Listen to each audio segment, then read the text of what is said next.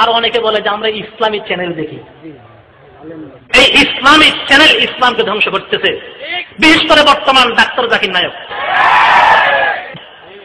এই কথা বললে অনেকে চমকে উঠে, চমকে উঠে।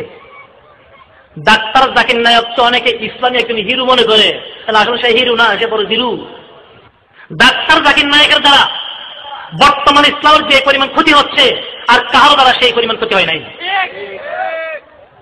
কিন্তু এই কথাটা বিশেষ করে বাংলা শিক্ষিত যারা আছেন, স্কুল কলেজের ভাই বন্ধু যারা আছেন, তারা বুঝতে কষ্ট হয়, আমাদেরও বুঝতে কষ্ট হয়েছে।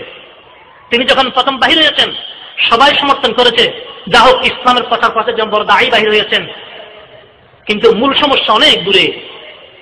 উনি যখন প্রথম বাহির হয়েছে অনেক আমাকে প্রশ্ন করেছে যে হুজুর তার সম্পর্কে আপনার মন্তব্য কি। আমি তখন থেকে সন্দিহান ছিলাম, আমি একটা জবাবে দিয়েছি, আমি বলছি আমি তাকে ভালো বলবো না, এখনো খারাপও বলবো না। তো কেন? আমি বললাম খারাপ বলবো না এই জন্যে যেহেতু ইসলাম বিরোধী কোনো কিছু দেখতেছি না, সব ভালো ভালো কথাই বলতেছে, ইসলামকে প্রাধান্য দিচ্ছে, অন্য ধর্মের অসারতা প্রমাণ করতেছে, ইসলাম ধর্মকে উঠে উঠাচ্ছে, তাহলে খারাপ বলবো কেন? তাহলে যদি খারাপ না বলেন ভালো বলবেন না কেন? আমি বললাম তার কারণ আরেকটি, এখন বর্তমান যে সময় চলতেছে কেউ ইসলামের কথা বললেই, ইসলামের পক্ষ কথা বললেই তাকে মৌলবাদী, সন্ত্রাসী, জঙ্গি বলা হয়। কিন্তু এই ডাক্তার জাকির নায়ক অন্য ধর্মের অসাধন করতেছে, অন্য ধর্মের গায়ের করে কথা বলতেছে, কিন্তু তার বিরুদ্ধে এখন পর্যন্ত কোন রাষ্ট্র থেকে তাদের থেকে কোন প্রতিবাদ আসে নাই, বরং তারা দাওয়াত দিয়ে তাকে আরেক সেখানে নিয়ে প্রচার করতেছে। এর পিছনে রহস্য নিশ্চয়ই সুদূর প্রসারী একটা আন্তর্জাতিক চক্রান্ত চলতেছে। যে চক্রান্তের ধারণা করেছিলাম তা এখন আস্তে আস্তে বাস্তবায়ন হচ্ছে। তার বিরুদ্ধে যখন প্রথম লেখা বাইর হচ্ছে আমি চিন্তা করলাম ব্যাপার কি, তার বিরুদ্ধে কোনো লেখা। তখন যাচাই করা শুরু করলাম, তার সমস্ত লেকচারগুলি কিনলাম। তার লেকচারগুলি এখন বই আকারে বাহির হয়েছে, বিশেষ করে ঢাকা ফিস টিভি পাবলিকেশনের পক্ষ থেকে বই আকারে বাহির করেছে। 6 খণ্ডের 6 বলিয়াম, নাম দিয়েছে ডাক্তার জাকির নায়ক লেকচার সমগ্র। ডাক্তার জাকির নায়ক লেকচার সমগ্র। সেটা পড়া শুরু করলাম, দেখা শুরু করলাম, দেখলাম যে বাস্তবেই তো সে যে সমস্ত কথা বলেছে অনেক কথাতে ঈমানও থাকবে না। যারা তার বক্তব্য শুনছে তারা বলতে পারেন তিনি কথায় কথায় আল্লাহকে ঈশ্বর বলে না, কি ডাকে?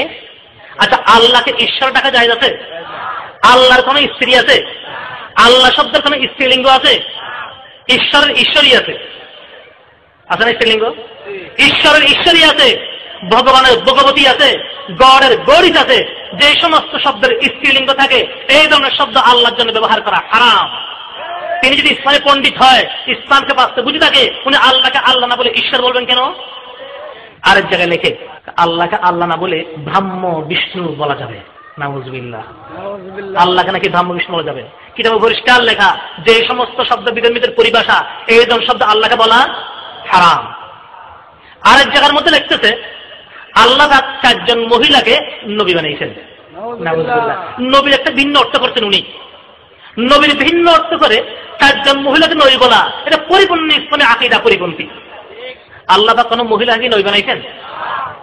আরে জিবরাইলকে রসুল বলা যাবে, তারপর নবী বলা যাবে না।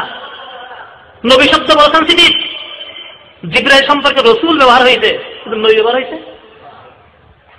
আরেক জায়গায় লেখে আমাদের নবী হায়াতুন নবী নয়, আমাদের নবী হায়াতুন নবী নয়, আমাদের নবী হায়াতুন নবী নয়। আমাদের নবী মদিনা শরীফ, রওজা শরীফ মরা না জীবিত? সন্দেহ আছে? হাদিস শরীফে আছে আল আম্বিয়াউ আহয়াউন ফিল কুবুরি ইউসাল্লুন, সমস্ত আম্বিয়া কবরে জীবিত নামাজ পড়তেছেন। আর তিনি বলেন নবী হায়াতুন নবী নয়। আল্লাহর নবীকে যদি হায়াতুন নবী মনে করা না হয় ঈমান থাকবে? আরেক জায়গায় লেখে হিন্দুদের যে রামকৃষ্ণ, রামকৃষ্ণ এরাও নবী হইতে পারে, রামকৃষ্ণ নাকি নবী ছিল। আরেক জায়গার মধ্যে লেখে কোরআন শরীফের মধ্যে জায়গায় জায়গায় ব্যাকরণগত কিছু ভুল রয়ে গেছে। আল্লাহ বলেন যালিকাল কিতাব লা রাইবা ফিহি, আর তিনি বলেন এক খ্রিস্টানের কথাকে সমর্থন করে, এক খ্রিস্টানের কথাকে সমর্থন করে উনি বলতেছেন হ্যাঁ ব্যাকরণগত কিছু সমস্যা আছে, কিছু ভুল রয়ে গেছে। কেমন কোরআন শরীফ বুঝছেন? আরেক জায়গার মধ্যে লেখে হিন্দুদের যে বই আছে বেদ, বেদ আছে না, ওই হিন্দুদের বেদ এটাও আল্লাহর বাণী, আল্লাহর কালাম হইতে পারে। নাউযুবিল্লাহ। আরেক জায়গায় লেখে কোরআন শরীফ ধরার জন্য উযু লাগে না, উযু ছাড়াই কোরআন শরীফ ধরতে পারবে। আরেক জায়গায় লেখে মহিলা যখন নাফাক হয়, মাসিক আসে, তখন তারা কোরআন শরীফ ধরতেও পারবে, পড়তেও পারবে। যাচাই করে দেখেন তার বই নিয়ে, খুব বুঝার চেষ্টা করবেন। আরেক জায়গায় লেখে কোন মানুষ একজনে প্রশ্ন করতেছে, আমরা এখন যাকাত কোথায় দেব? কি প্রশ্ন করছে? যাকাত কোথায় দেব? উনি বলতেছেন কেন টিভি চ্যানেলে দিয়ে দেন, টিভি চ্যানেলে যাকাত দিয়ে আদায় হয়ে যাবে। শুনেন আপনারা, টিভি চ্যানেলে যাকাত দিয়ে আদায় হবে, কোথায় আছে মশলাটা? যাকাত দেওয়া হবে। ওনাকে প্রশ্ন করতেছে, যদি কোনো ব্যক্তি স্ত্রীকে 3 তালাক দেয় তাহলে কয় তালাক হবে? উনি বলছে 3 তালাক দিলে 3 তালাক হয় না, 1 তালাক হয়। নাউযুবিল্লাহ। কত বড় একটা বিভ্রান্তিকর কথা! কেউ যদি স্ত্রীকে 3 তালাক দেয়, একসাথে 3 তালাক দেয়, 3 বার 3 তালাক দেয়, সে 3 তালাক হয়ে যাবে, এই স্ত্রী আর রাখতে পারবে না, রাখার কোনো ব্যবস্থা নেই। ওনার প্রথম মুশির ছিল, পরামর্শদাতা ছিল নদতুল উলামা লখনৌ মাদ্রাসার হযরত মাওলানা সালমান সাহেব, উনি আমাদের উস্তাদ। ওনার পরামর্শ চলতো। যখন উনি ওনার পরামর্শ দিতেন, ডাক্তার জাকির নায়েককে, তুমি একজন ইসলামী সৈনিক, ইসলামের কথাবার্তা বলতেছো, তোমার দ্বারা ইসলামের খেদমত হচ্ছে, তুমি শুধু এতটুকু নিয়ে থাকো, ইসলাম প্রচারের কাজ করো, কোনো মসলামতের আলোচনা করিও না। যদি এতটুকু ঠিক থাকে তাহলে ঠিক আছে, কিন্তু সমস্যা বাদে একটা মসলামতে দিতে গিয়ে ওনাকে যখন পরামর্শ দিনে বলতেছে কেন, আয় বলতেছে বলে কি ইসলামে নাই নাকি? আরে ইসলামে আছে কিনা তুমি বুঝবে কি? তুমি ইসলামের জুজিয়াত ছোট ছোট মশলা তুমি কি বুঝবে? ডাক্তারের কাজ ডাক্তারি করা, মাস্টারের কাজ মাস্টারি করা, ইঞ্জিনিয়ারের কাজ গলে প্ল্যান করা। কোন ইঞ্জিনিয়ার যদি কোন রোগীর চিকিৎসা করে, প্রেসক্রিপশন লেখে, সেই রোগী বাঁচবে না মরবে? কোন ডাক্তার যদি ঘরের প্ল্যান করে, 10 তলা ঘরের প্ল্যান, ডাক্তার সাহেব, সেই ঘর কি 10 তলা হবে না ভেঙে পড়বে? ইসলামের দায়ী প্রচারক সবাই হতে পারবে, কিন্তু মসলা মসলি দেওয়ার জন্য, ফতোয়া দেওয়ার জন্য মুফতি লাগবে, আলেম লাগবে। সেজন্য এখন সব ফতোয়া দিয়েছে। দেওবন্দ থেকে ফতোয়া আসছে, আমার কাছে 12 পৃষ্ঠার লম্বা ফতোয়া উর্দুতে আছে, আমি সেটা অনুবাদ করেছি।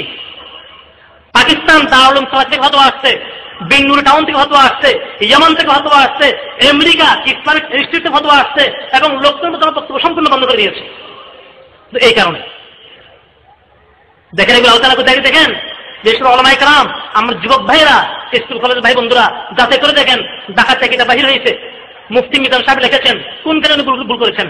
আল্লামা নুরুল ইসলাম আলী সাহেব কিতাব লিখেছেন, সেগুলো যাচাই করে দেখেন। আর একটা বই আনছে ডাক্তার জাকির নায়েকের মতবাদ ও শরীয়ত বিধান, সেখানে ও কোন কোন জায়গায় ভুল করেছে, ওর কত নম্বর বই আছে, কত নম্বর পৃষ্ঠা আছে, ওই বই উল্লেখ আছে। ওদের কাছে কিছু আছে, আপনারা দেখে নেবেন।